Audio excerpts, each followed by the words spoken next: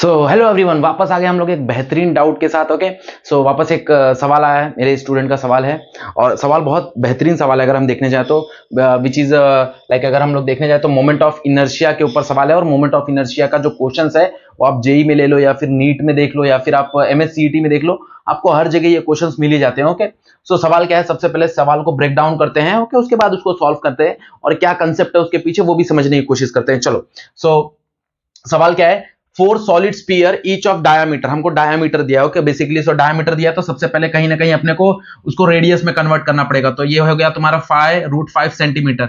अब √5 दिया है क्योंकि वो स्क्वायर होता है तो वो रूट कैंसिल हो जाएगा, उसका टेंशन मत लो। तो रेडियस क्या हो जाएगा तुम्हारा √5/2 सेंटीमीटर को हम लोग कन्वर्ट करेंगे 10⁻² मीटर।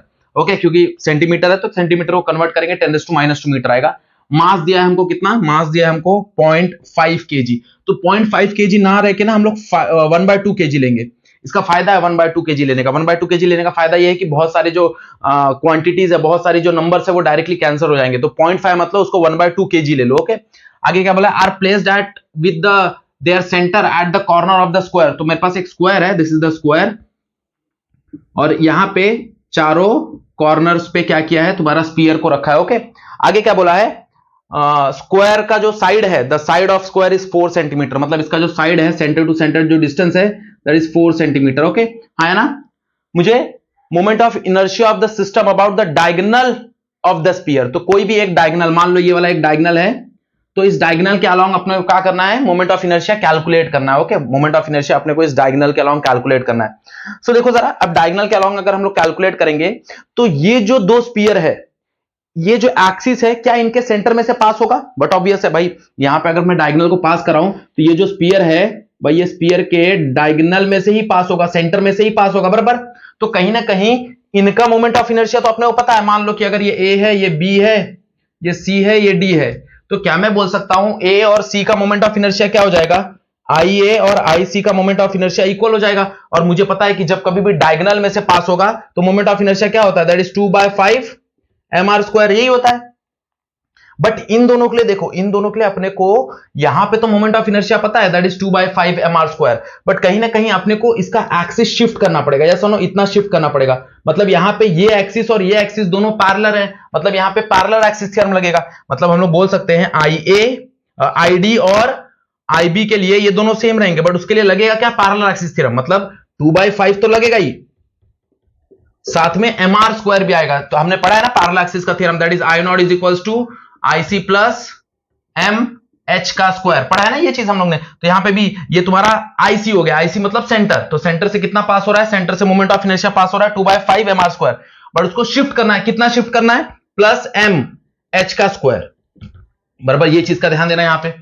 अब H कितना होगा, ये सबसे इंपॉर्टेंट है भाई, ये H कितना होगा। तो हमको पता है ये पूरा डायगोनल है, तो डायगोनल का आधा कितना होता है, डायगोनल जो डायगोनल होता है स्क्वायर का वो क्या होता है, दैट इज 4/4√2, तो उसका आधा कितना हो जाएगा, डिवाइड बाय 2।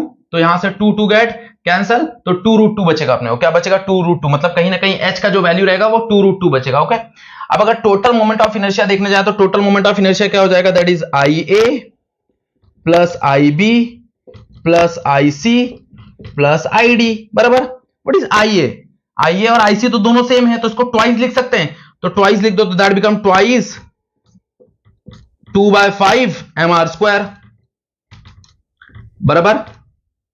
IA और IC मैंने लिख दिया, दोनों लिख दिया यहां पे ट्वाइस करके, प्लस IB और ID भी सेम है तो उसको भी ट्वाइस करके लिख देते हैं, तो ट्वाइस करके इसको लिख दो, दैट इज 2/5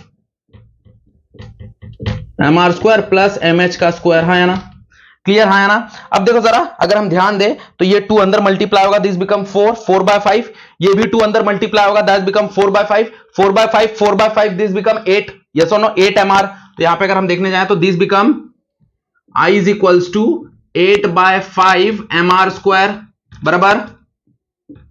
ओके, और साथ में ये 2 यहां पे भी मल्टीप्लाई होगा, तो दिस बिकम प्लस 2mH का स्क्वायर।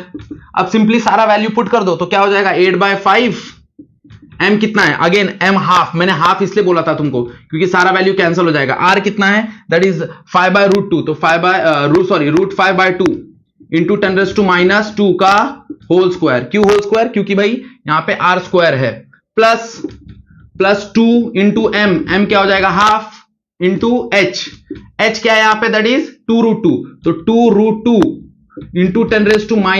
क्यों -2? क्योंकि भाई ये भी सेंटीमीटर में है, तो इसको भी कन्वर्ट करना है, इसका स्क्वायर आ जाएगा सिंपली, हाँ या ना। अब देखो जो भी सिंपल कैलकुलेशन है तो कट कर दो, ये कट होगा, 4 बचेगा, तो यहाँ पे क्या बचेगा, 4/5। इसका स्क्वायर करोगे तो स्क्वायर क्या हो जाएगा, दैट इज 5, और ये हो जाएगा 4, हाँ या ना, इंटू 10⁻⁻4। ये 4 कैंसिल हो जाएगा, प्लस ये 2 कैंसिल हो जाएगा। इसका स्क्वायर करोगे तो 4 इंटू 2 इंटू 10⁻⁻4 हो जाएगा, हाँ या ना। अब यहां पे देखो ये 5 भी कैंसिल हो जाएगा, तो यहां पे सिंपली क्या बच रहा है, 1 इंटू 10⁻⁻4 प्लस ये क्या हो जाएगा, 4 into 2 8 into 10⁻⁻4, 1 into 10⁻⁻4, 8 into 10⁻⁻4, that's become 9 into 10⁻⁻4 KG metre square. तो अगर हम इसको कंपेयर करें इससे, तो अपने को ये तो मैच हो गया, जैसे ही पावर मैच हुआ तो n के जगह क्या आएगा, n के जगह 9 आएगा, मतलब n इज इक्वल्स टू 9।